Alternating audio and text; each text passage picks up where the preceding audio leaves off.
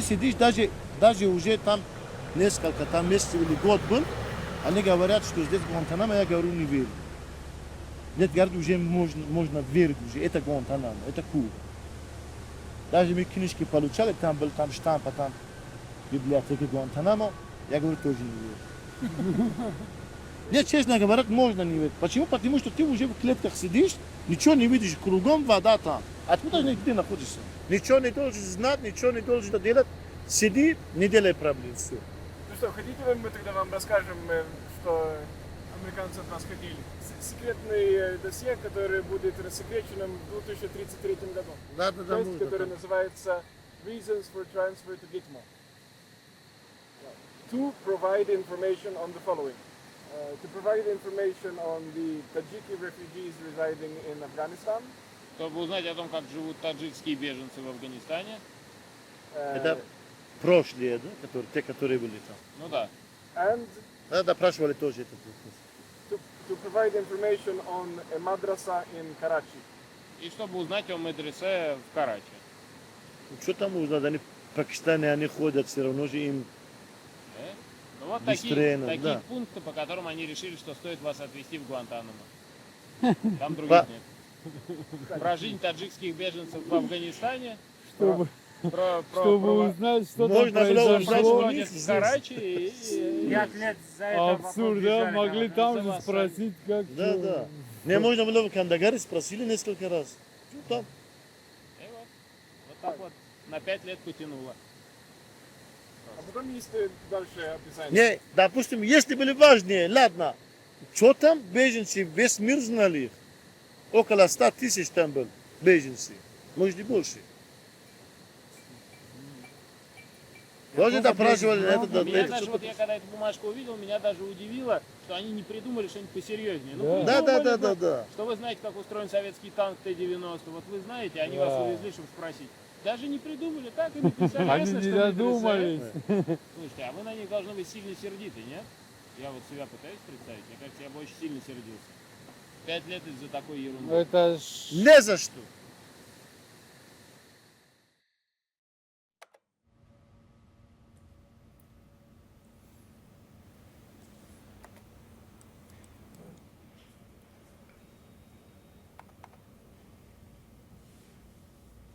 Like, look at this poor bastard, 5 years in Guantanamo to find out about a couple of fucking refugees in Tadjikistan. It's not just this detainee. There's revelations throughout Central Asia about what's happening there. This is an extremely interesting strategic region between China and Russia. This is the State Department's brain. It's the empire in the 21st century.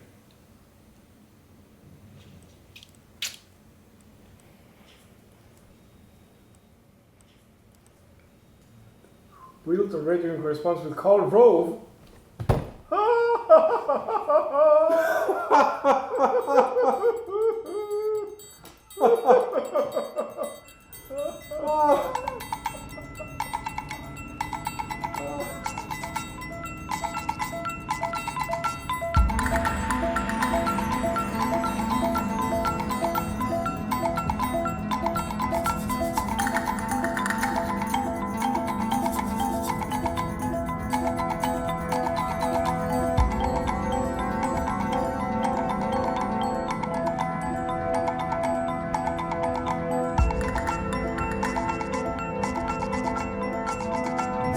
This is the summary of the cables from Tajikistan. The first cable that we have is a scene setter for some important person that went to Tajikistan. Regardless of our efforts, there's a limit to what Tadjikistan can offer, and that's to the United States. It produces very little, is poor, its government has minimal capacity. The Tajiks have some unrealistic ideas about what we can offer them. Mainly large infrastructure projects, including questionable power plants, tunnels to Pakistan, and bridges to nowhere. There is some truth to the quip that Tajikistan's real contribution to our efforts in Afghanistan is to be stable and to allow unfettered overflight and transit to our forces, which the Tajiks have done unfailingly.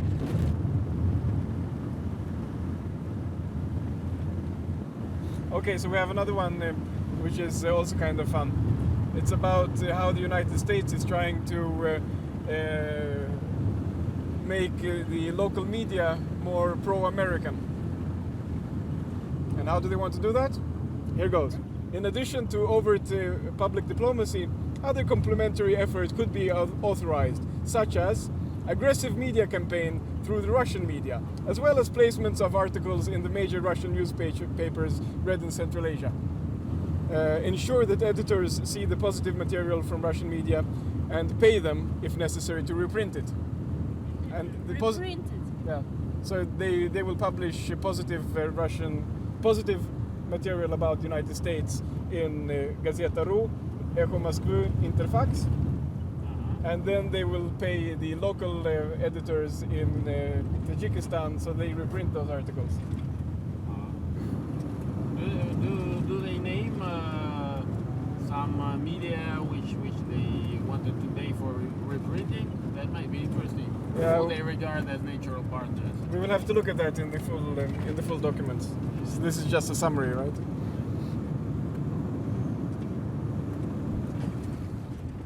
So are we going through the tunnel or around the tunnel or? I think we can go there. It doesn't look like it's finished, does it? Yeah, I'm not sure this tunnel is finished. There are workers in front of us. But there are people. There is people there. Нет, не доверяю. Здравствуйте. Скажите, а мы в Душанбе хотим попасть, как? А туннель когда откроют? Я не знаю пока. Что? All the way back. Maybe you can try to reverse, or I mean to turn around. No, because there are those, you know. I wonder if we would have been able to go all the way through anyway. So you saw those guys. They were wearing masks. Yeah. So maybe the car would go up till the end, but not us.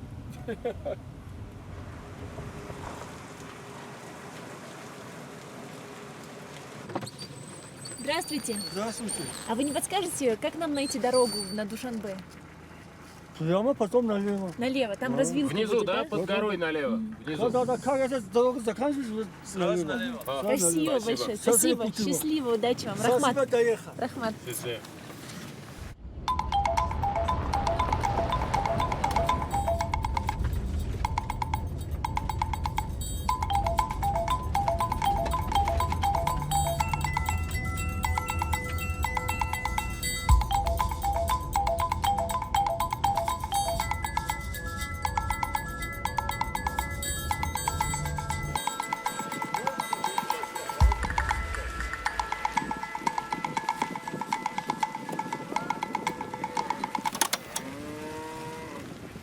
We're on our way to the Asia Plus news agency here in Tajikistan, and that's our first destination. Here is the team. That's me, Johannes. This is Dmitry, the Russian journalist from the magazine that we have been working with. This is Alina, who's also a journalist, and Katya, a filmmaker from Kazakhstan. And this is Theo, who will be filming our journey.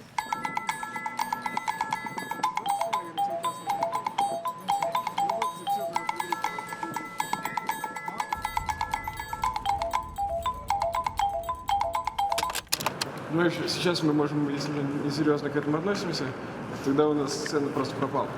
Да, я понимаю, но просто мы уже решили не доставать, потому что не будете. Ну хорошо. Он забыл на середине. Хорошо. Здравствуйте, я Марат Маршуй. Извиняюсь. Приятно, Федор. Не знаю, кто из нас опоздал. Нет, это не мы. Здравствуйте. Я там в газете нашел. Ну ничего страшного. Ну, значит, просто недопонимание. Я всегда сам опаздываю, так что. Во всякой стране, наверное, есть какие-то лимиты, дальше которых пресса не заходит. Вот здесь как? Ну, здесь тоже есть, естественно, табу. Но если мы через чур об этом откровенно будем говорить, какой потом это будет табу?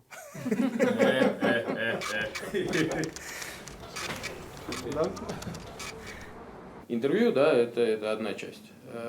истории, ну, по которой мы здесь, и спасибо вам за него огромное. Вот. Но есть еще вторая часть, которая может вас заинтересовать, может не заинтересовать. Соответственно, она как раз касается Wikileaks. Потому что, ну вот, я занимался российской базой, Johannes занимался шведской базой по Швеции, и есть аналогичная база по Таджикистану. То есть, вот так, вам дается допуск к материалу, что вы публикуете в вашем издании, это полностью ваше дело.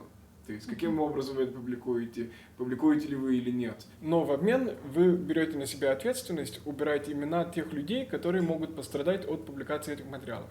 Нам это интересно вообще. Интересно. Тогда что? Тогда про условия, да? Значит, условия их немного, они все собраны в такой бумаге, которую нужно подписать.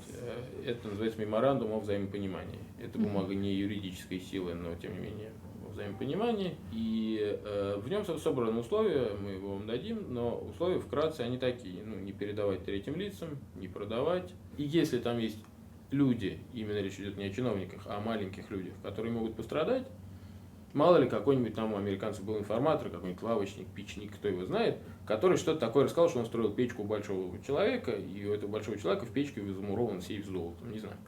И понятно, что про большого человека это интересно, а печнику просто голову оторвут и все, и не будет его. И тогда этого печника надо крестиками замазать. И, естественно, в Лондоне люди абсолютно не могут решить, и мы не можем решить за вас, да, в каком случае люди должны знать имя этого человека, а в каком нет. Ну, мы можем это все сделать в течение ближайшего часа. Мы можем вам дать меморандум сейчас. Если вы скажете точно, что вам нужно много времени, то мы уйдем. Если Давайте лучше завтра. Хорошо? не успеете? В это же время. Он не длинный. Но на всякий случай мы хотели бы все-таки с нашим главным редактором это вопрос согласовать. Да, С Умедом Маханом. Потому что он и английский знает получше, чем мы все вместе взятые.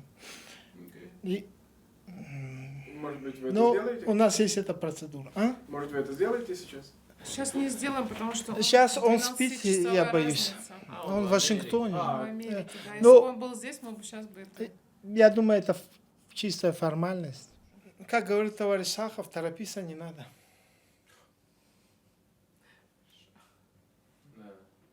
Вы большой, вам виднее. Ну ладно. Нет, самый большой сидит в Вашингтоне. Вашингтонский обком, Азии плюс. Это Умед Мансурович Бабаханов.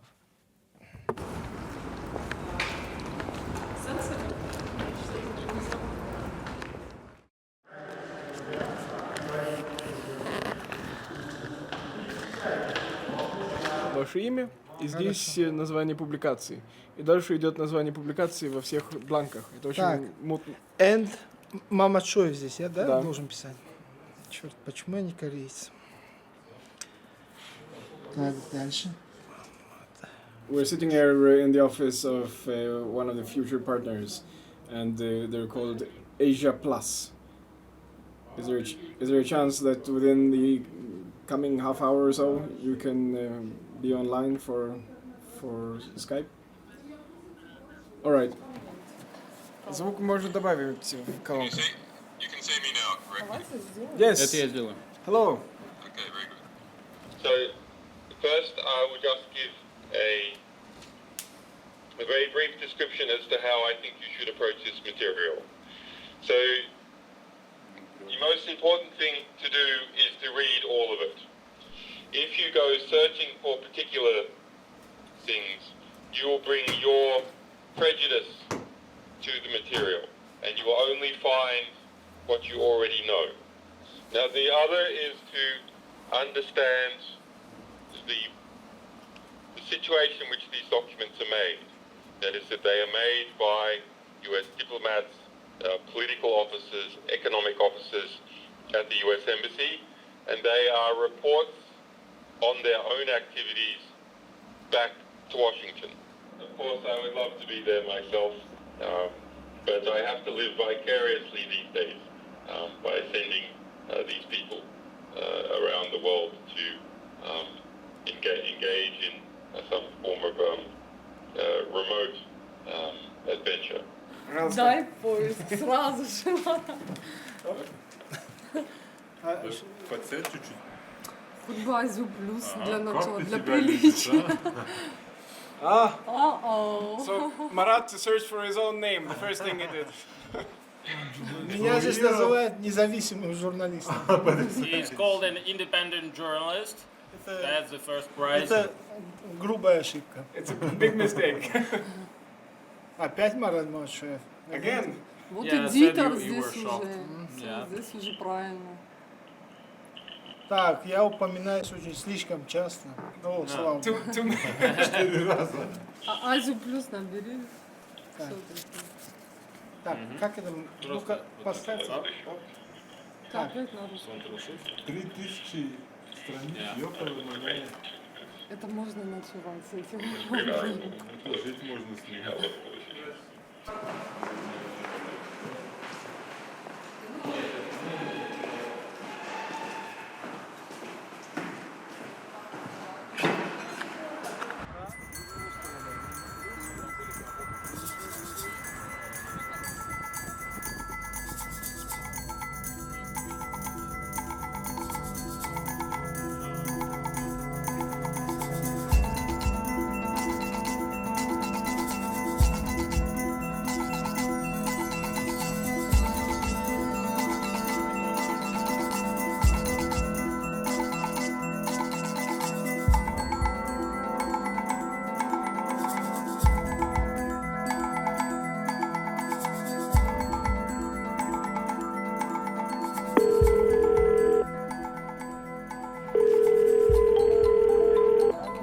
Алло, Марат?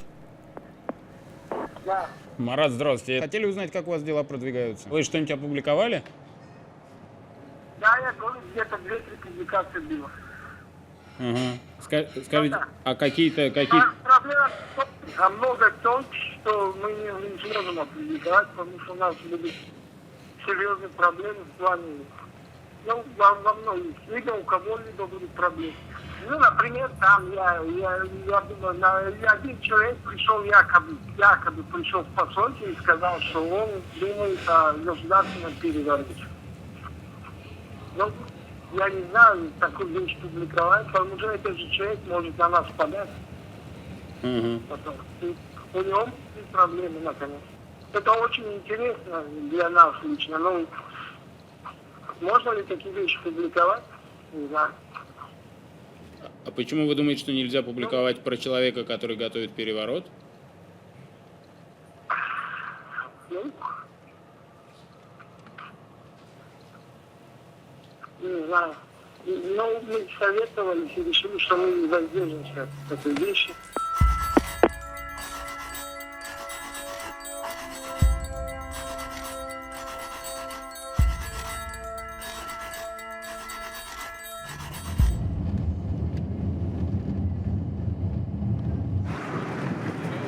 I began with some funny stuff. I was obliged to edit the column letters of readers. But the problem was that there were absolutely no letters to edit, but the column should be published well, twice a day. And so I was obliged to invent those letters me myself, and I just I invented a lot of them. Did you get any letters at all from real readers? Yeah, we've got some, I don't know, 3 or 4, or maybe 5 in 2 months, but they were all containing some critics. But these letters you didn't publish? No, but those letters, yeah, I wanted to publish at least those that were about some problems in the factual content in newspaper, because I found it rather important to have some kind of self-criticism. But our marketing department had no self-criticism, and they forbid me to publish it. So I invented letters about problems of veterans, problems of pensioners, problems of problems of no matter whom. So that's how I became a journalist.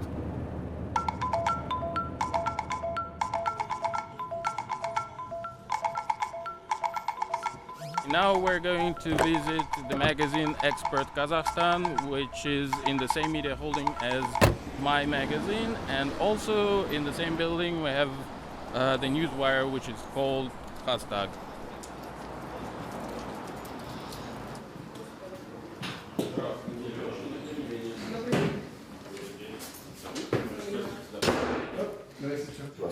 Зачем вы это делаете, человек с добрыми глазами? Зачем вы приехали сюда и хотите опубликовать это? Вы скажете, допустим, это наша гражданская позиция.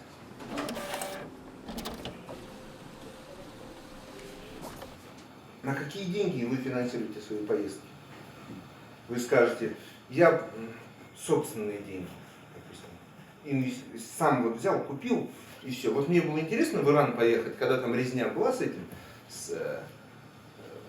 выборы 2009 или 2010 год, я помню. Я сам на свои деньги поехал, мне было интересно. Мне никто не поверил. Но я, так как, чтобы финансировать, я еще там закупил овощи и отправил в Казахстан. Вот так, чтобы финансировать, чтобы свой интерес финансировать. То есть у меня был какой-то побочный интерес. Чтобы финансировать свой основной такой страсть, узнать, что действительно творится со всеми событиями, я взял и профинансировал это другими путями. Если вы покажете четкую цель, гораздо легче будет вести переговоры. Да ладно, хватит, подписывай договор и все. А скажите, что вы сами думаете? То есть это теоретически, то есть то, что говорится с одной стороны, но что вы сами думаете? В чем является целью Wikileaks? Ну, как вы лично думаете насчет этого? Ну, у нас есть позиция, вот этот advantage to be a beholder, да? Как быть наблюдателем всего этого. И мы видим, допустим, вот что, допустим, шведскому или американскому читателю кажется удивительным. Нифига себе, они убили человека. Мы это давно знаем уже. Потому что мы знаем, да, любая война, она несправедлива и так далее. А когда, допустим, западное сообщество нападает на какую-нибудь Ливию и говорит, вам обязательно нужен демократия и все. Они лежат, но они понимают, что им нужна демократия. Все, это да. И информация это же оружие. Вы вот сами сказали, да, что информация это как тул. Wikileaks это тул. Если не готовый человек к этому, начнет воспользоваться этим инструментом, и все. Человек лопатой можно копать, но лопатой можно и отрубить голову человека. То же самое. Wikileaks, если человек не готовый получит доступ к компроматериалам, это будет анархия. Скажите, а вот я так понял, ваша концепция в том, что люди готовы далеко не для всякой информации, поэтому не всякую информацию им надо предоставлять. Согласен? Да. Моя концепция такая. Скажите, а кто решает? Судьи кто? Абсолютно. Я. То есть я, допустим, лично, да, но это уже не для Wikileaks, я, допустим, против демократии. Для меня, допустим, человек не может владеть голосом, вот у этого один голос и у этого один голос, да? Допустим, я закончил юридический вуз, работал и так далее, даже служил в армии, да, в спецназе я служил, получил ранение, выучил, потом работал над собой всячески, учил языки, занимался, не знаю, Аристотеля в оригинале, да, и все это делал. Я лучше, чем человек, который над собой не работал. Я в это верю. На самом деле я уже знаю, что такое Wikileaks. Все, у меня есть точно свое мнение. Это доведенная до абсурда картина вот всех, большинства из здесь сидящих.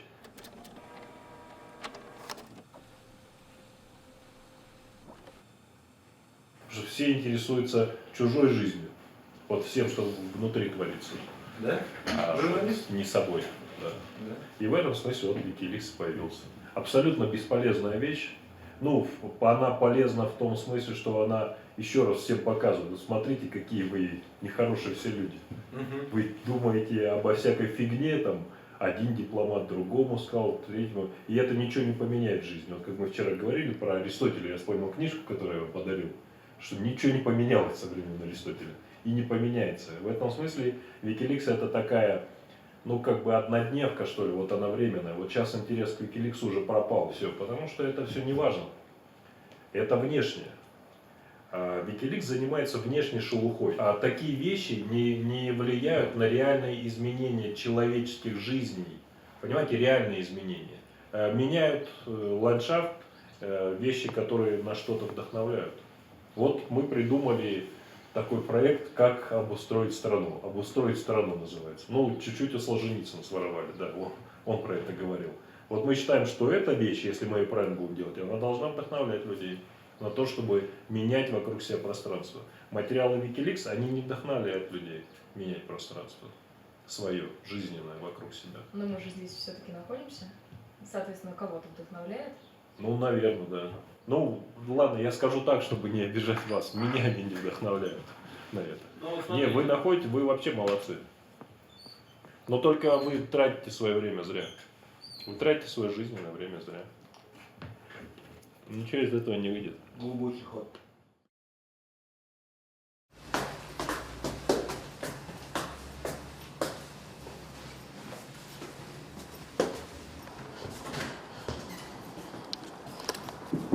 Здрасте. Но я все-таки пытаюсь переубедить своего друга начать сотрудничество с вами, потому что у Вердоса позиция как раз более журналистская, чем у меня. Он считает, вот, ну я там помните, ну, я журналист по образованию, поэтому я знаю точно, что сотрудничество оно может принести в том числе экономические результаты. Да? В данном случае я далек сейчас от политики, но если говорить о чистой воды экономике, тираж, то это может подстегнуть тираж. А я вот здесь тоже хотел спросить, вот за то время, пока мы не виделись, у вас как дела? Вы уже с кем-то говорили? Потому что если эксперт будет включаться, а я так понимаю, ну, у нас уже есть какой-то перевес в это дело, то мы хотели бы все-таки тогда обсудить первоначальную схему, скорее всего. Помните, когда мы вначале говорили, что ну, не должно быть много партнеров, тогда эксклюзивность размывается. Ну, сейчас уже есть, правда, Костак. Ну, Костак, ладно, он все-таки информационная лента. Ну, о чем я в самом начале вам говорил. Вот если будет эксперт, то возможно говорить о какой-то все-таки среди всех печатных изданий тогда эксклюзивности. Вы можете остановиться в Казахстане на двух? Но, к сожалению, мы с тех пор уже пообщались с некоторыми другими.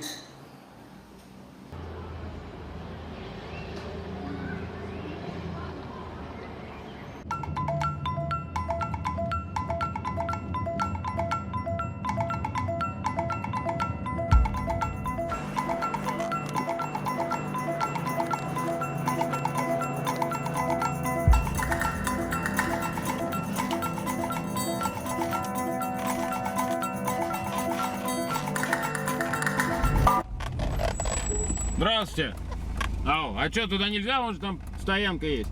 Да, забастовки вот здесь. Нефтяники бастуют. Может, блядь, голодовки сидят неделю уже. According to this police officer, oil workers have their strike here, and that's strange that no journalist told us of it before. У вас тут голодовка? Вы уже давно? 13 день. 13 день. 14 часов начали. Ты снимаешь меня, что ли? Не снимай. Ну, не снимай меня. Я же говорю, боюсь я все. Народ хотят говорить, боятся, зашугали все.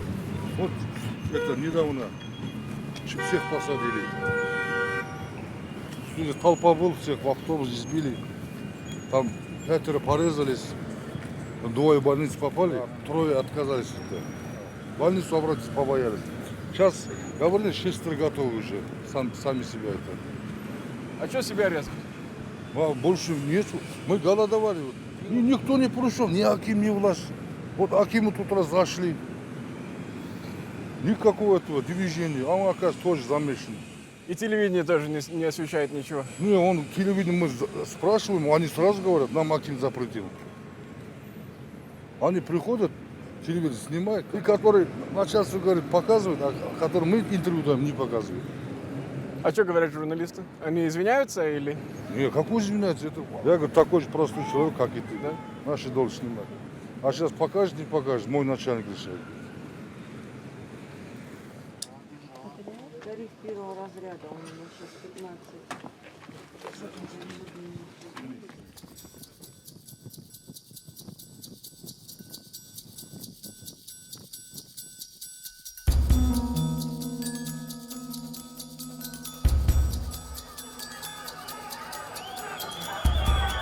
Так начались массовые беспорядки в Жанаузене. На центральной площади города шли народные гуляния, театрализованное представление. Неожиданно праздничную процессию стала окружать разъяренная толпа. К сожалению, по-другому этих людей никак не назовешь. Чем перед ними провинились артисты и горожане, которые собрались отметить здесь главный государственный праздник, непонятно. Следует отметить, что полиция вела себя более чем корректно. Стражи порядка до последнего обороняли сцену, но люди в робах под призывы своих подстрекателей взяли, что называется, количеством и буквально продавили оцепление. Разгромив сцену, они двинулись в другую сторону. Свалили и подожгли новогоднюю елку, потом юрты. Затем началось самое ужасное. Преступники жгли автомобили, громили административные здания, магазины, частные дома, банкоматы. Вместо того, чтобы праздновать юбилей независимости, жанаозенцам пришлось спасаться от безжалостных погромщиков. Очевидцы трагических событий рассказали, что нападавшие вели себя неадекватно, набрасывались на первых встречных и занимались откровенным.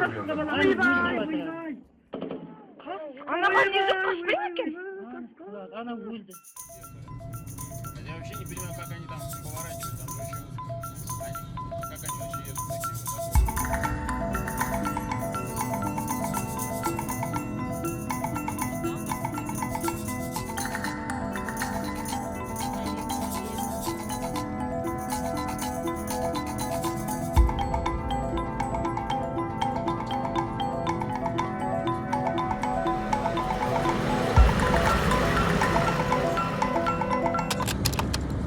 I got fired because I wrote an article about the conditions of work that Swedish journalists have when they work in Israel-Palestine. And the journalists that I interviewed, they were very frank with me, and they told me about the different things that they couldn't report upon, things that they could, the censorship that they experienced at their workplace. And when the material was published, 2 of the 6 journalists that I had interviewed, they retracted their statements. So you think they sincerely thought that you misunderstood them or took things out of the context or something? I think if somebody does an interview with you and then you're entirely open and frank about it, and then after a while maybe you realize that this is going to be shown in television and your boss is going to see this and your mother is going to see this, and you start understanding the consequences. It's not just a conversation between you and your friends. But anyway, I just thought about it because I think to an extent I made a very big mistake with that article. And the mistake that I did was that I did a very typical journalistic work about journalists. And the standards for doing journalistic work about journalism has to be 100 times higher, because they will immediately backfire, and they will start criticizing what you do in a completely different way than if it's a regular person, because a regular person doesn't have the power to say no.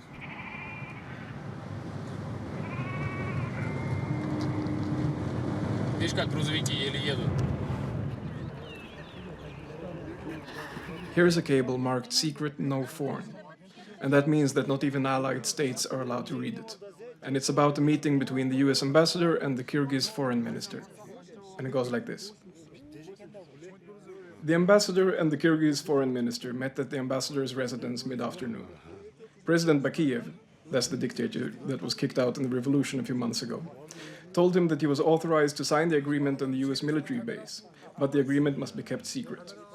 The foreign minister said that he needed time to work with public opinion and the parliament before he could roll out the new agreement publicly. he asked for our assistance in preparing the Kyrgyz public opinion, specifically by placing articles in the local Russian language press.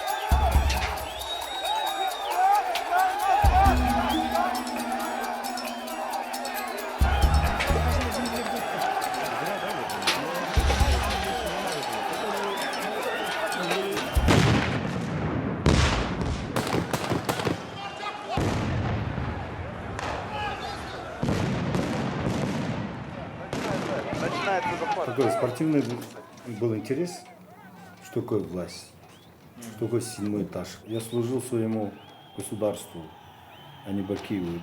Я писал очень хороший доклад, он читал. Потому что я умею красиво писать, да? Особенно на киргизском языке.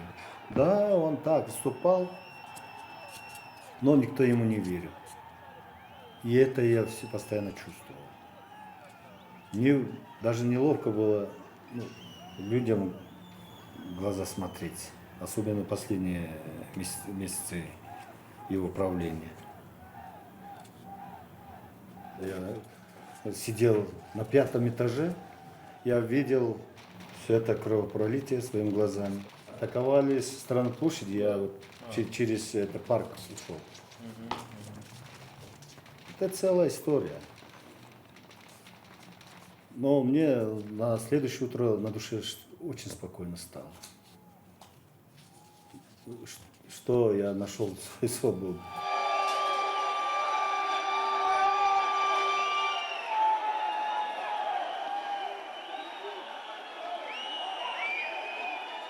Киргизское общество, в отличие от соседних обществ, совсем другое общество. Живое общество.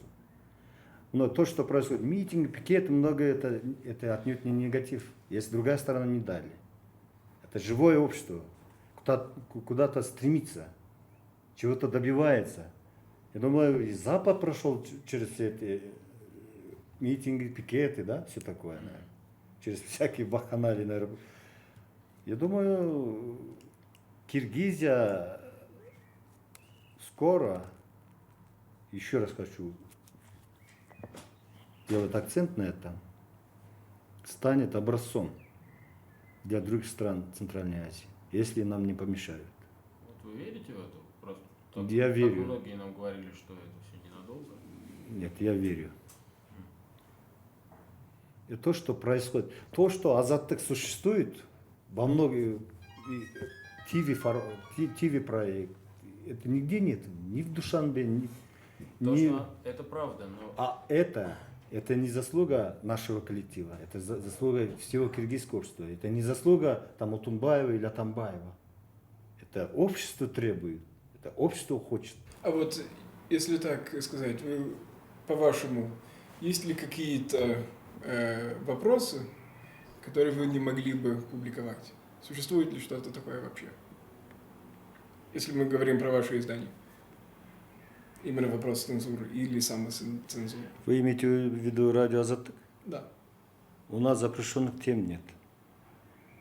Мы абсолютно свободны, но у нас есть, так сказать, устав радио Азаттык. Это, так сказать, мы должны соблюдать все этические кодексы, все стандарты международной журналистики. В принципе, если вы хотите, то могли бы вам предоставить архив по этим материалам, связанным с Киргизией. Вам это было бы интересно? Конечно, очень интересно. И вы могли бы употреблять это? Конечно. Конечно. Можем. Честно говоря, я не готов был к тому, чтобы вопросы нашего интервью будут касаться Wikileaks. Я все думал, что я расскажу вам о состоянии свободы слова в Киргизии. От имени радио Азатык выступает мой редактор, который находится в Праге.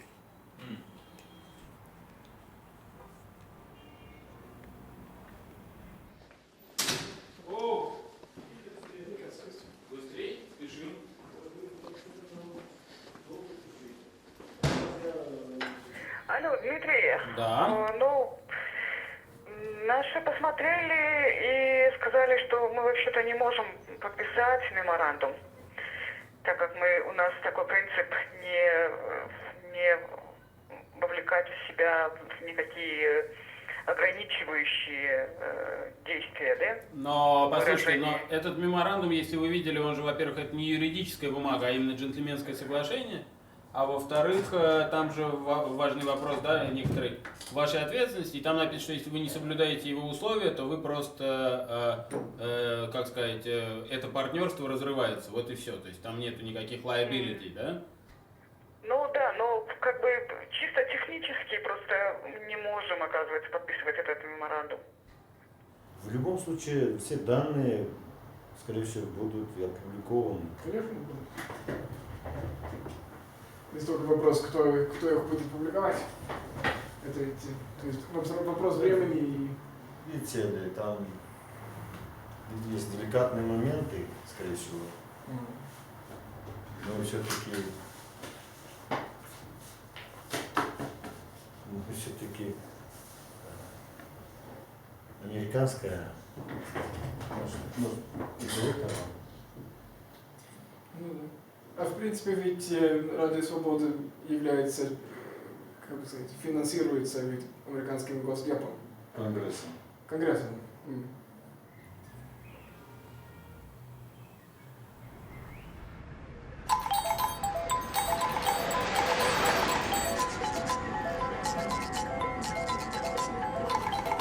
Here's a cable about a meeting that the US ambassador has with the governor of Mazar-e-Sharif here in northern Afghanistan. And this is what the governor says. He let loose with a litany of complaints about the Swedish presence in Afghanistan.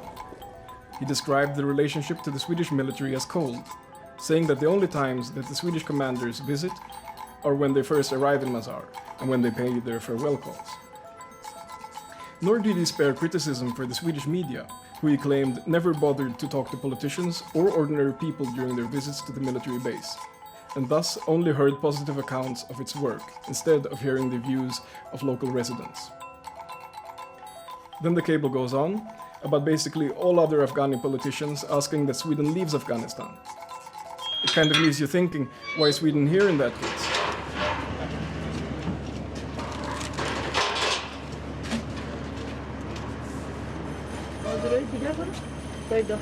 Alltså jag tror allmänna val tror jag är väldigt uppskattat och människor här vill ha demokrati.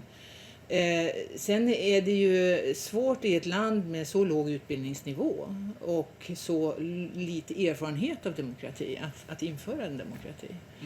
Och vi som sitter här då är ansvariga för den delen som finns här uppe. Plus att vi då har det här specifika då att hitta synergier mellan säkerhetsinsatser och utvecklingsinsatser och samverkan med militären. Vad betyder det? Hitta synergier mellan militären och... Det är en bra fråga och det har vi försökt svara på här. För att det här är ju någonting som regeringen säger åt oss att vi ska göra. Men de säger inte direkt vad det är. Men vad tror ni är syftet överhuvudtaget med i grund och botten den amerikanska närvaron i Afghanistan? Ja, det vill inte jag sitta här och... Men känner att det finns en risk att ert arbete som någonstans ändå är i grund nobelt och viktigt, att den används till att på något sätt köpa lokalbefolkningens stöd till det som du inte vill prata om. Alltså till den militära insatsen som kanske handlar om någonting helt annat.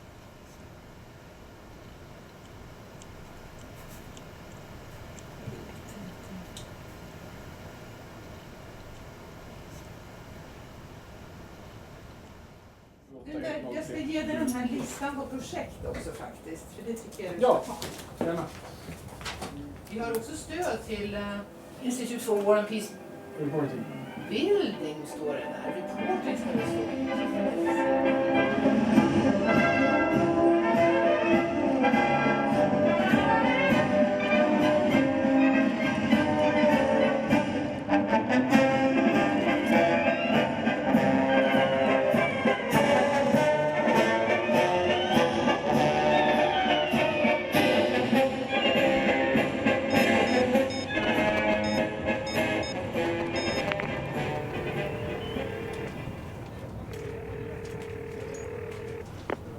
Hello, is this the IWPR? My name is Johannes. I just got your telephone number from Ann-Charlotte Malm at the Swedish military base here in Mazar-i-Sharif. We're just heading off now towards your office together with Enayat, who is a local journalist that will help out with the translations. All right, so I'll see you soon.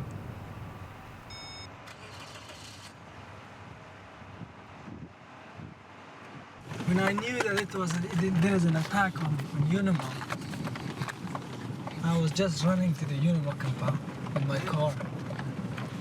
And when I got there, it was hundreds of people. They were in Unima. And the police were not letting the journalists to go inside the compound. Of course, yeah. But I got some information from officials and I sent it to my office in Kabul. And it was really a hard day for me because everyone was calling me to help them with reporting. And how does it work? It was very good. It was very good in terms of finding money. But how in does... terms of, well, because in terms of human who got killed, it was a sorrow. I was very angry and it was sad. Yeah. But in terms of the news, it was for the first time that the Unima compound in Afghanistan became under attack. But there were some journalists, they were calling me from London, from BBC, from CNN. They were asking me, hey, we need to hire you for a day. Yeah. Oh, from Sweden, Aftonbladet. Yeah. Yeah. And then I was telling them that I don't have time. But those who were paying me very well, I was working for them. So what do you do then? You tell them on the telephone what's happening? Yeah, on the telephone, and I was writing on my laptop and I was sending to their email. I worked more than $10,000 to $12,000. You mean per month? No, just for a couple of days. How much? $10,000, $12,000? Yeah, sending video, selling video, selling pictures, text. Yeah. Only with Aftonbladet for 2 days that I worked on Swedish guy, I took $3,000. Yeah. Therefore, Aftonbladet, everyone is very angry on me. Why are they angry? Because I'm taking their money. No, they're not angry. They're sometimes angry.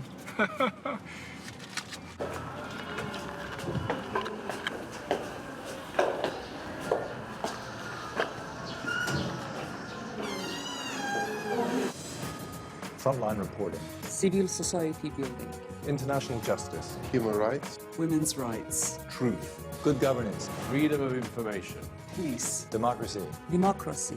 IWPR. IWPR. IWPR makes a difference. The greatest guarantor of freedom is truth. We have been working with the Wikileaks material in different parts of the world, in different countries. We are looking for a media partner in Afghanistan, somebody that would be interested in taking and working with the Wikileaks material here. And if you think that it is something that you can work with, then we would be willing to give it to you. بدون شک ما رقمانی داریم سری میداشت کار کنیم ولی ما یک مشکل که داریم فرضاً There's no doubt that you are interested to work on these stories, that we have a problem. problem ما چی است؟ ما مثلا من خودم تو وزیران هستی که The problem is that we ourselves at the newspaper in Malaysia have a newspaper. daily paper It was a daily newspaper, and they had their activities in the past years in Malaysia. And they were a group of journalists and youths that they were working. But some people made a plot against them, and one of their colleagues was sentenced to death. He is very afraid. I signed the information. Okay, but Print another one. Print another one. Give me information. Okay, but if you sign it, it means that you will be the person that gets the material. I will be the one. Yes. And then I will give the information to him. But you can only give. In that case, you are the one that controls the material. Yeah, because I will be a good. Because I can speak English. Whenever you wanted to be in contact with me, I will be available. Yeah, but he is very old. he doesn't have any energy. No, the weather is very hot. Problem is I don't understand English. No, because I understand. Reading. He was a communist. Just joker. He was a communist, and he is very afraid either the US is not going to make a plot. No, I'm making some jokes. No, but let me make another joke. He was a member of KGB. He was a member of CIA. Okay, let me do another one. I will put a signature on another paper, and I will put my organization name. It's called Atash. Fire. We are fire. I was against the governor. My brother was prosecuted an attorney because he was critical of governor. I do this, but I will give the information to him in order to help him to use in his reforms. Please get the information to Inayat. Okay. Yeah. Inayat, please.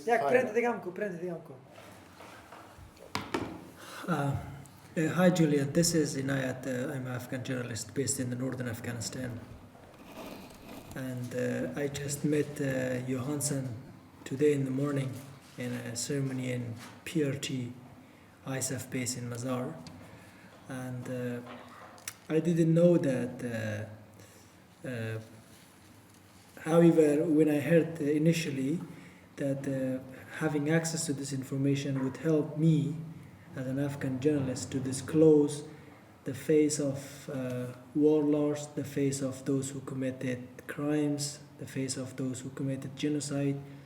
But later on, when I knew that having these materials could be dangerous, since Afghanistan is an insecure country and there is no guarantee for a life of a journalist, therefore it made me a little bit impressed, and it made me a little bit stressed. Therefore, I don't know how to deal with these materials, but I know these materials are very important in order to help the journalists, in order to make able them to do their stories by having, because all these documents are approved, and by having these documents they can do their stories. One of the most important things for journalists is that they are facing lack of proofs and information always, and I don't know, still I'm thinking how to deal with. Well, the country that you are in is somewhat unique as far as the United States is concerned. So we don't quite understand what the risk situation is in your country and how much pressure can be meaningfully applied to you and the other people. For an example, if you immediately said, I have this material, and you said this publicly in many papers, and that we're going to show what is really happening here, and I got this, and I don't care what the United States government thinks about it, and they can go to hell. And then you said, and it's just me that is doing this, no one else. That would be a very strong motivation for them to crush you. Yeah. As far as I know, that U.S. forces are more than our army, their numbers, and that's something clear that I can say this is another United States in terms of having forces, and you know that they have access to everything, to every information, to every Afghan and everywhere. If I'm sure there are some information, there are some I can say some reports that what really U.S. wants, and do they really wants to just to continue this war in order to have its profit. I'm sure if a group of journalists came together, we would be able to handle it. Otherwise, with only me, I'm sure it's difficult for me. This is not easy job.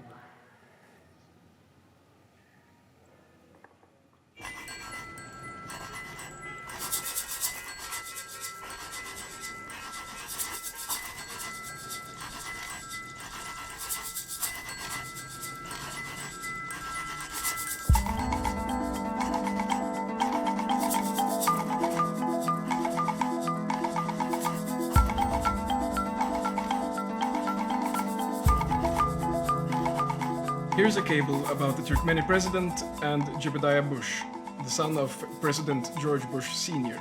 It's called Meeting with the President. TX oil directors, including Jebediah Bush, the son of the 41st US president, met with the president of Turkmenistan. The purpose of the meeting was to explore for possible business opportunities in Turkmenistan's oil sector. They immediately recognized the emphasis of form over substance in Turkmenistan. They were both surprised and impressed by the rapid pace of construction in the capital. The oil directors worked to build a more personal relationship with the Turkmen officials in the hope that it will lead to some of the proposed projects. The presidential meeting was featured on the front page of neutral Turkmenistan newspaper on the following morning. This is the main office Neutral Turkmenistan. The main office of the most important newspaper in the country. Which is founded personally by the president.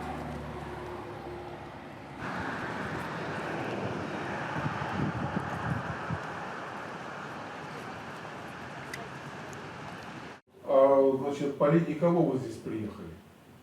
По линии это... Ну, я же знаю, что такое визы и так далее, и так далее. Поэтому вот просто интересно, по линии кого вы приехали? По линии самих себя я даже не знаю, как Нет, вам ну ответить. как, туристами вы приехали или вызов кто вам давал? Видите, у нас такой вопрос, который невозможно осветить без участия местного журналиста, без участия местного опытного журналиста. Да я-то не журналист, понимаете? Я-то сам-то не журналист. Вот. Я сам депутат парламента. Да, но это же... Не, я вам просто немножко говорю, кто я сам. Вот. И, значит, где-то 1,5 года, кажется, тому назад меня вот сюда, так сказать, президент, поскольку у нас газета, так сказать, учредитель является президент, он, так сказать, был назначен, потому что я не буду его шутить, потому что вот он все назначен.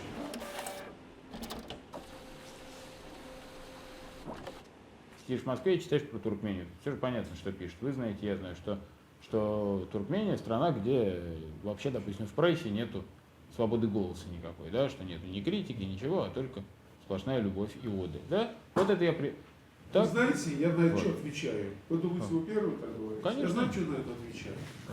Я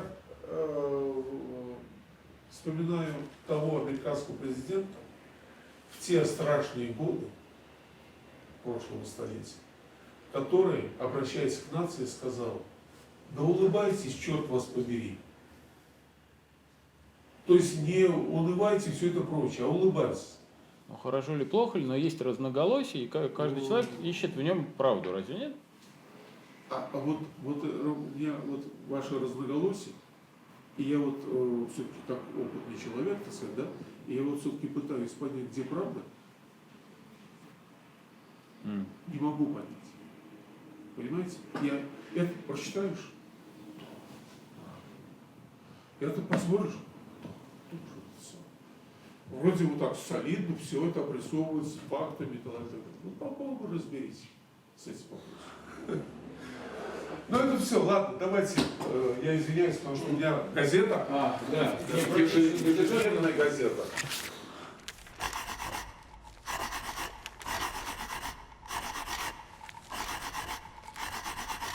А почему у вас на всех передних страницах газет изображение президента? Это по закону так или что? Такие вопросы я даже не представляю, что Понимаете, вот от нас, от журналистов, пока не требуется такого вот жесткой критики каких-то событий. То есть это критика сверху, которая, это как руководство, да, критикует недостатки системы? Нет, не своей системы, недостатки отдельных работников, недостатки отдельных организаций, которые там не выполняют какие-то основные показатели. Журналист выступает как ретранслятор для людей. Это, конечно, обидно так слушать, какой ретранслятор, но у нас очень много своих задач. Я вам просто покажу снимки вот нашей природы, и вот вы сами посмотрите. Вот эта пустыня, она вот еще так весенняя еще, но уже начинает замирать. Вот, посмотрите, какая красота. Где вы такие увидите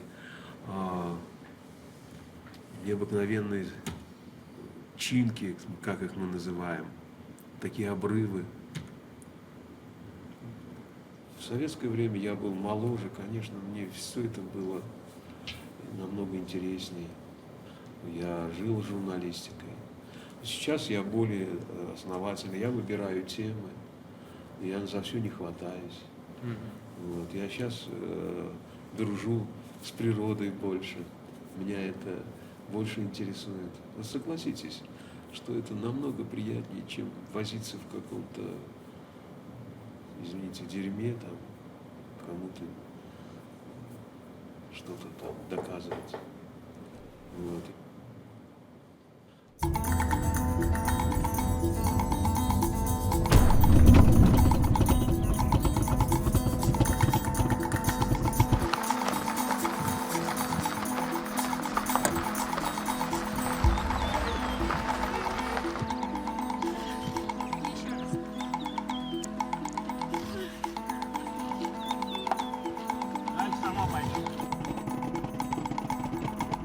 So sorry for not being contactable for a while. We've understood that quite a few people have been engaged in our search and rescue mission. We had the Swedish ambassador in London, and we had foreign ministry in Sweden, and the Documentaries editors, and former ambassador to Uzbekistan, all engaged. Oh no. I think we got them just and Jon Helin as well. Really? Yeah. They were just at the fail-safe point where we pulled them back. So. Well, that 24 hours and there probably would have been a big public stink. Yeah. So, on the positive side, we can give you a small good news. We were actually deported from Turkmenistan. Excellent. Good job.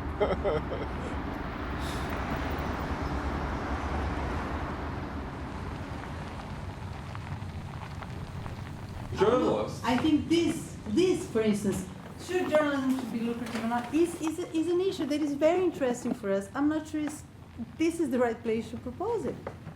Exposing corrupt journalism is good. It's just these particular people we are working with. Who the fuck are they? Yes, Why do they do anything? Why would they work with these cables? Why would they not work with these cables? Many of them for money. Yes, and this needs to be said. They do this for the money. Yeah, but that's not why are everybody's doing things for money. Why are you judging that? That's the thing. This is what we have been doing for the past. Who said that I was judging it? Okay, I don't mind. You were judging it. No. He was judging. This movie is judging that. It's a fact. I'm just saying we need to be concerned that we are not going around places saying we are better than you because I've had this situation and I fucked off and you're still there. This is what I don't like. You see, this approach, I don't like this approach. Where have you seen that?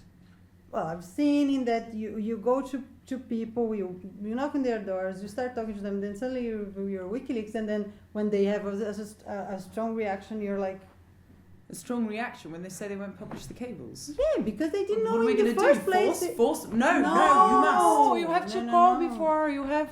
Why? But then you get a totally different opinion. Then you don't get that. You only get the response they want to give, as opposed to showing the audience what they will say about these things. But do you not think that it is an interesting question to see if media around the world will do this and who will and who won't? Do you really not think that that is an interesting question? If it's an interesting question, no. So they are too scared to publish US government documents? It's not an interesting question. No, Or even if they see it. Scared. There are many other criteria. But Natalia, What criteria is there other than fear? Interest, newsworthiness. No. You can write a script. Every news organization that has a website developer who can just go like that, and they get free hits in Google. It is very, very profitable to publish cables because you don't have to write cables. It's free stories. The point, as far as I see it, is that there are boundaries to free speech, as in the same way as there are boundaries to our thoughts and to our language. And newspeak or news-speak is basically what we are dealing with. And these boundaries, they look differently in different countries, but they always exist in one way or another, and that is called either censorship or conformism or self-censorship or whatever it may be. And we have a unique opportunity to actually just show where these boundaries are. It doesn't necessarily mean that this boundary is better than that boundary or whatever it may be. Yeah, but showing where, or because people, every boundary that there is. But the thing is that people usually are usually unaware of where these boundaries are. The easiest way of getting a hold of them is by asking a person, and then he will say, "Well, I cannot write about the king, or I cannot write about sex, or whatever it may be." But most often they will lie. They will not tell you that there are any boundaries. Most often they will say, "Well, we have no boundaries whatsoever." Yes. And this is what you will get when you interview any journalist in the United Kingdom, or in Brazil, or in Sweden, or whatever it is. Yes. So what we have here is the tools in actually catching these boundaries. If you push any organization, they will have boundaries. Any organization. Yes. What are they? So what are they? All of them, including the What private. are What are they? Is this being filmed now? Other than the Guardian. Are you filming now? He's filming now. Can we discuss things before we film? Well, I'll discuss and you'll see that it's all very easy. It's not as suspicious as it sounds. So,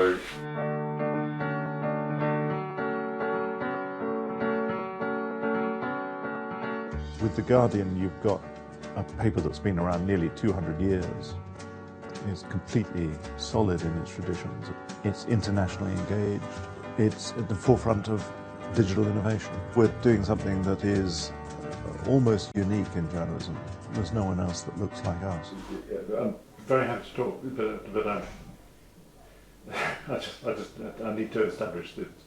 So you're talking to me for a film which is documenting.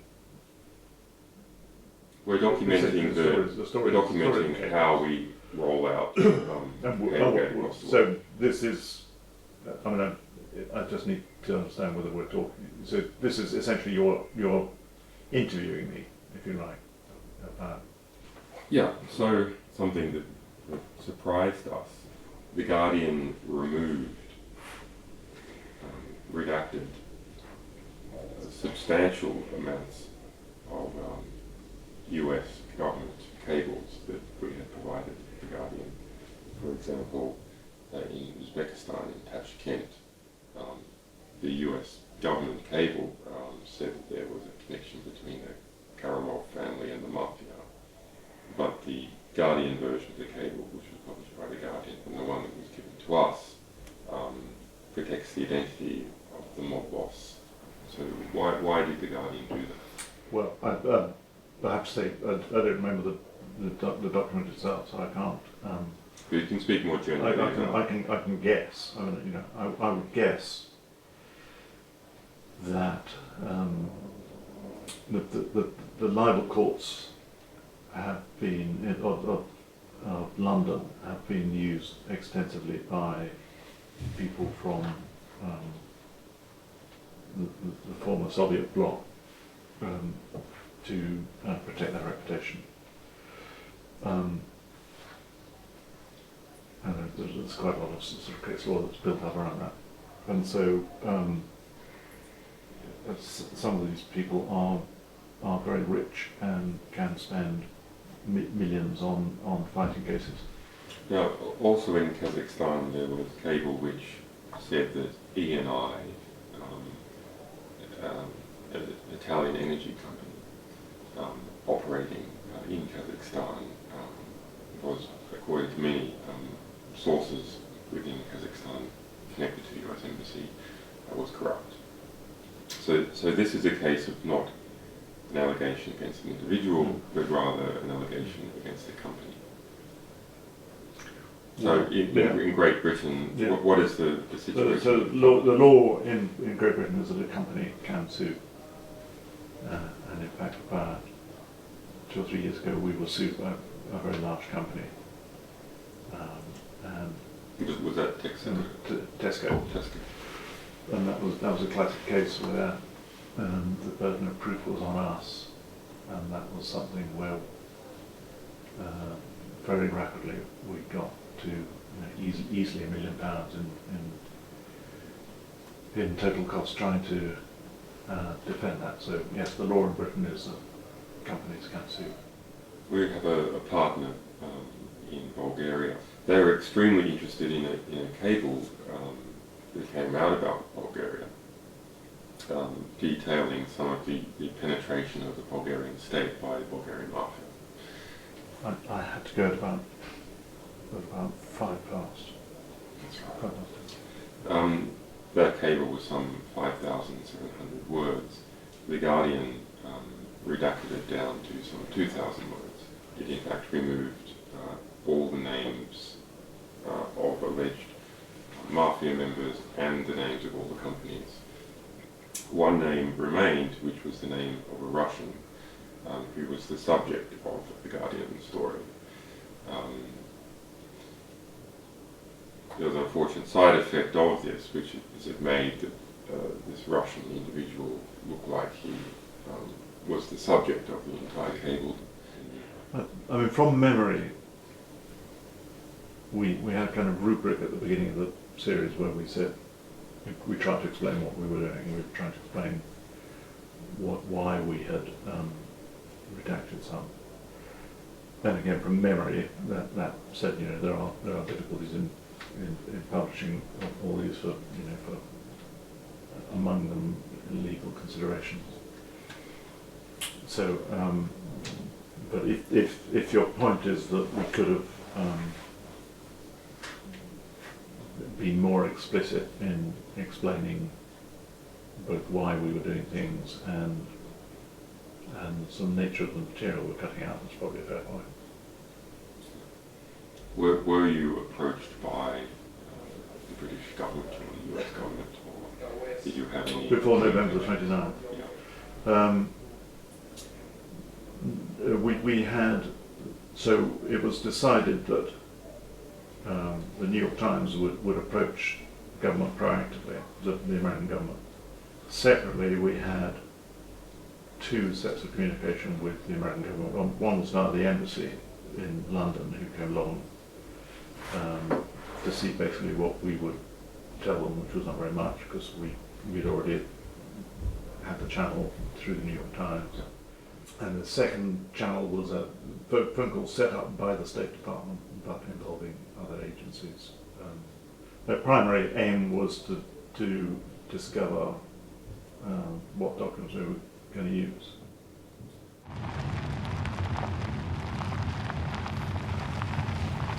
If you take away the army entirely from a country and wait 10 years, will there be a change in the country? If there is no change, then you might be able to say, well, the army is actually not a powerful institution. But actually, we all know that if you take away an entire national defense force and wait long enough, the country will be run over by a neighbor. we have this powerful institution, powerful to set agendas, to set values, to provide examples of behaviour that is punished and behaviour that is approved. The institution that sets all perceptions of the world other than the ones that you immediately encounter and those of perhaps your family and close friends. Tremendously powerful institution. Now has competition through a different mechanism. So there must be change as a result. To suggest that there is not change as a result would be to say that these media institutions themselves had no meaningful power previously. Mm-hmm.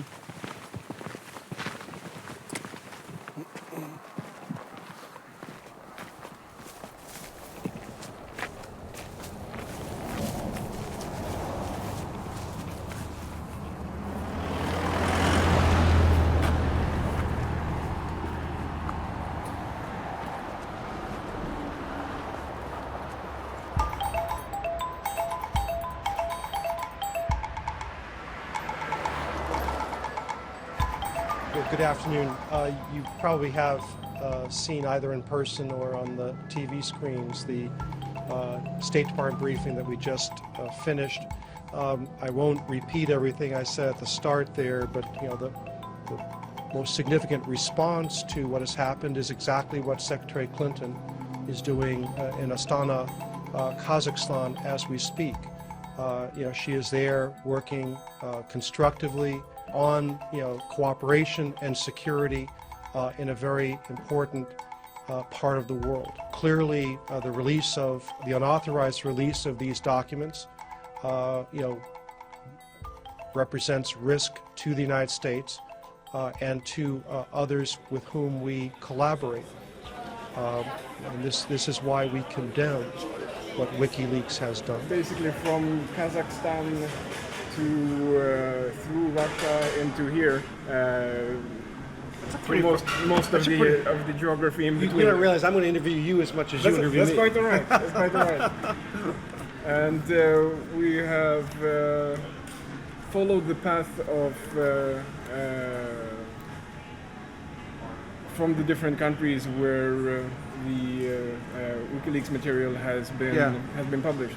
But only looking from the outside without actually having any particular knowledge about it, you get the impression that all these various private US institutions have acted from being pressured in one way or another by the US government in order to block flows of money, in order to stop... That's not true. That is, that's the way it looks like. That is absolutely not true.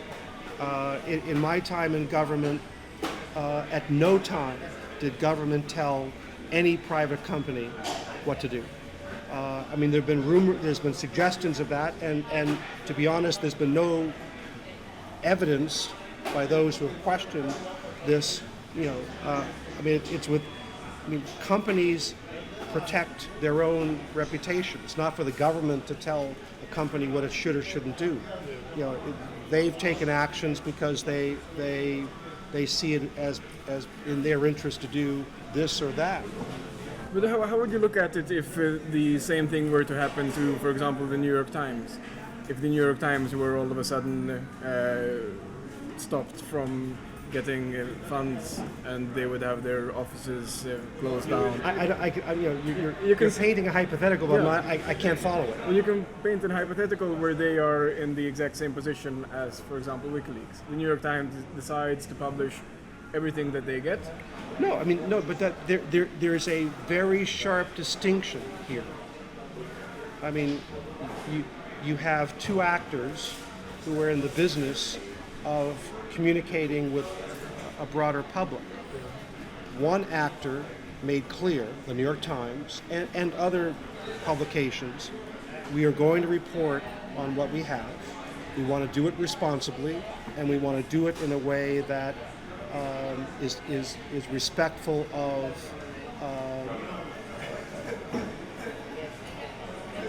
the danger that this might cause to specific individuals. And the New York Times voluntarily withheld, certain documents and certain names because they recognized, as we did, that the publication of these documents and publication of these names would put real live human beings at risk.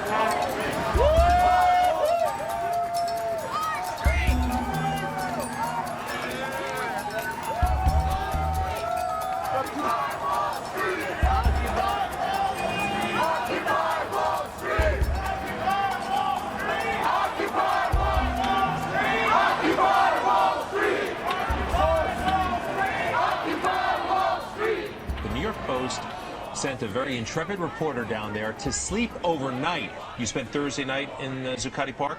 I did. Live to tell about it. What was it like? It was a scary place. I mean, Zuccotti Park right now is its own country. Listen, you're a tough Queens girl, right? You grew up in Queens. You're not afraid of this stuff. You went down there. What surprised you the most about what was going on in Zuccotti Park?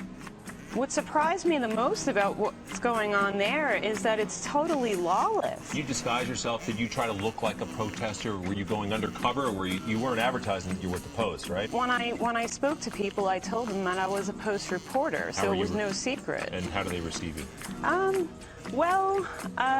Some people didn't really like that I was a Post reporter, to be honest. What very disturbing here, though, you write from your column, from your article, the threat of rape is very real here for men and women. How'd you sleep that night? I didn't. Too cold, or too many characters? Yeah, too many characters, I think. All right, Candace Giovi from the New York Post, thank you so much. Thank you. Thank you.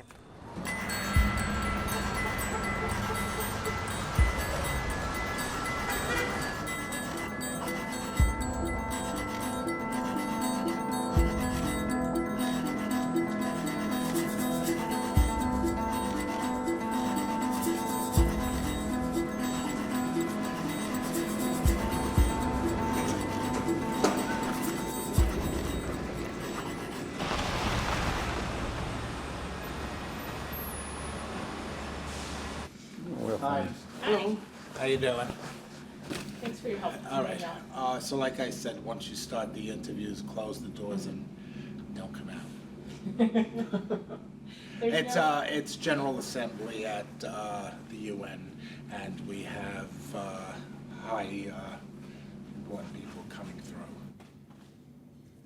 It's the UN General Assembly opens this week, so there's a lot of presidents and foreign ministers and stuff, and some of them troop through here to Really? People. Yeah. Is that customary? Yeah, it's pretty typical. I mean, when they're in town, some of them invite themselves, and some of them we invite to come over and meet with the editorial writers and things. Mm-hmm, mm-hmm. And how does that usually work out?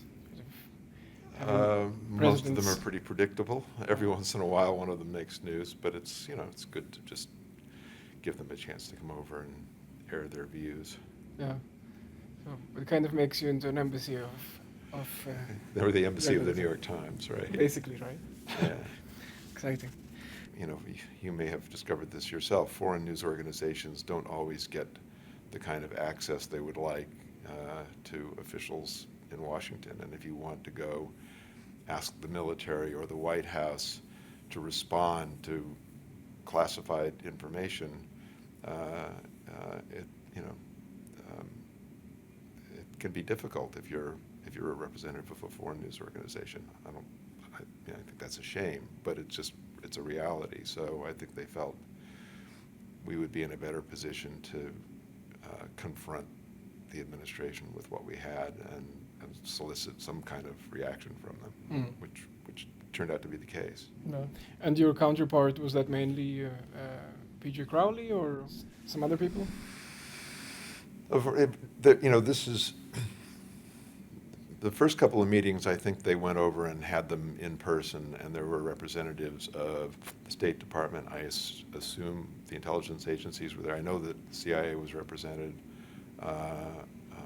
I'm not sure. I just don't remember whether the military was there, because at that point it was mostly non-military matters. After the first couple of conversations, they just had a daily phone call, basically. They did it all.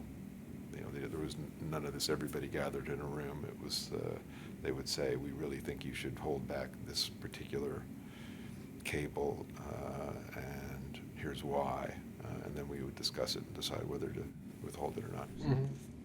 In many of the countries where we've been traveling and talking to be it editors or politicians, there has been a concern that these materials can have a destabilizing effect in a particular country. Did you consider the consequences of publishing them? We considered it, yeah, and we talked about it a lot. I mean, Yemen is a good example of that, because the State Department's argument was these could be destabilizing. But I kind of think it's not our job to decide what is destabilizing, or for that matter, to preserve the stability of countries elsewhere. But do you feel that you would have acted differently had the material been of such character that it would have potentially destabilized your country, rather than, because you mentioned that it's hard for me to imagine what that would be. I mean, well, you had an example a few years ago with yes, this exactly. warrantless wiretapping, right? Yes. And can you explain how you reasoned at that point in time when you didn't publish the material at first? When I didn't publish them, or when I did publish them? Well, the first one, when you didn't at first, and then when I didn't publish them, the concern wasn't whether it would destabilize our government. The concern was whether or not it would be of significant value to people who want to attack us. Had it been your choice, and if you were the sole owners of this material, you would not have published them? The whole thing, no. First of all, because there are, in the documents that we posted, we redacted many names of people who would have been put in danger. We have not studied all of the documents to know how many more people might be put in danger. To just post the whole thing would be, I think, irresponsible. Let's say you would have redacted the names of those who would have been in danger and published it all on your site. Would that be something which would be indictable? Probably not. But we had decided how we were going to publish, how we were going to handle the material, regardless of the legal consequences, just on journalistic grounds. We only wanted to publish. Do you need the room? Can we take a break? Yeah. You need me or the room? The clothes were off. I was going to send you a hero grant, but then I heard you were in here, man. That was fabulous. I'm glad you liked it. Oh shit, yes. It made the Drudge Report, so I'm getting I'm getting a lot of traffic. I actually beat Krugman on traffic this morning, but it's not the kind of traffic it's not the kind of traffic you necessarily want, because a lot of people who use the word scumbag. It's a technical term. Yeah. All right. Anyway. Thank you.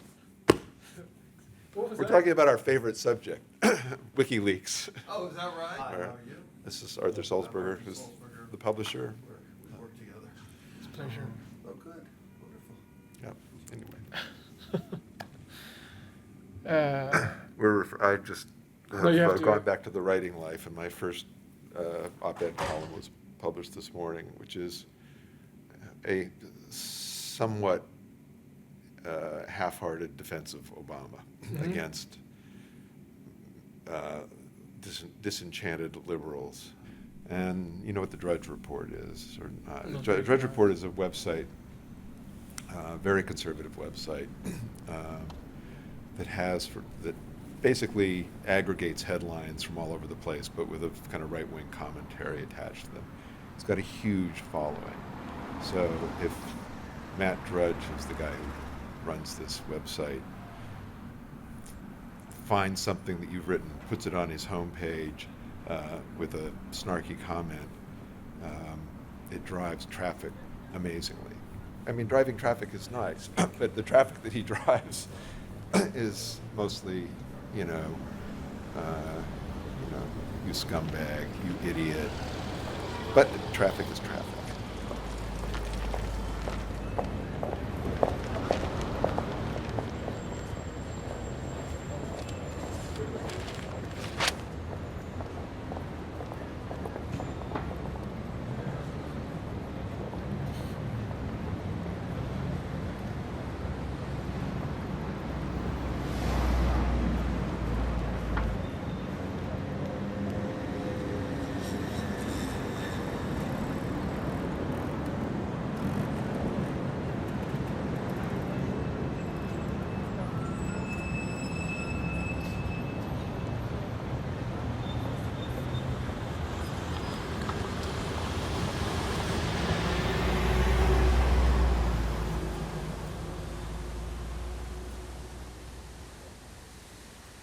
В 2000 году вы послали вашего 10-летнего сына с группой таджикских студентов навестить Дарун Улум мадраса.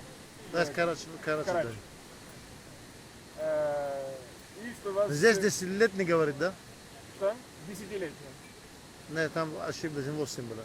8 было. Да. И что вы тогда решили навестить вашего сына в Афганистане, где-то вокруг марта-апреля 2001 года. И что вы, значит, нелегально прошли границу в Афганистан. И что вас Северный альянс захватил, поскольку у вас не было паспорта. Так.